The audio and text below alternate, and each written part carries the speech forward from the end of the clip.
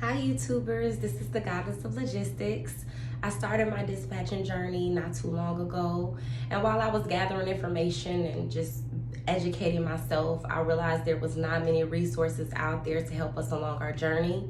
I would find bits and pieces of information from different YouTubers, or there would be that random person who was offering to help just for $500, but there was no in between, so I became it.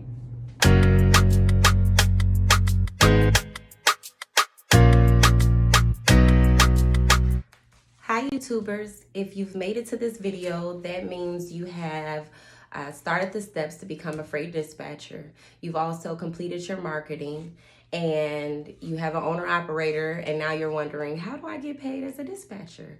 Well, I'm here to give you that information. There's a couple of different ways you can get paid as a dispatcher. I'll tell you the two most popular ways. The first one would be through a factoring company. Now, some factoring companies, the most popular that you'll hear about is like TAFS, RTS Financial, and OTR Financial. Those are the ones that I hear of the most.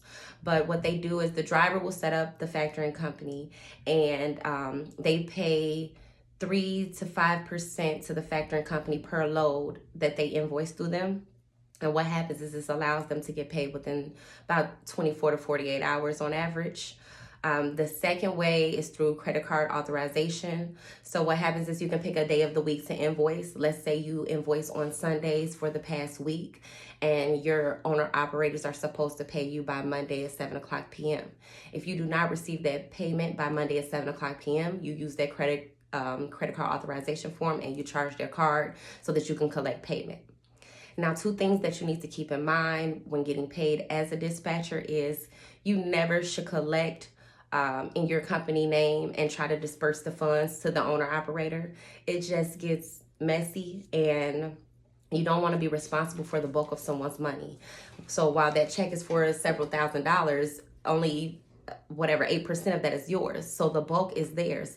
Allow them to disperse that money. Don't become the middleman and involve yourself in a lump sum of cash like that, because you will be held liable if anything goes wrong or anything happens, and you just don't want that. Also keep in mind that if you book any loads through that load board, they have 100% guarantee on your funds. So let's say a shipper decides to not pay you out, or your owner operator has not paid you, and you've tried to do the credit card authorization and none of that is working. Well, you contact that load board and they will collect on your behalf, or they will fund you the money. So those are two things that kind of help you out, and two things that you should keep in mind. So hopefully this helps you understand how you can get paid as a dispatcher. If you have any further questions, you can leave them in the comment section. Other than that, I'll see you next video. Thanks.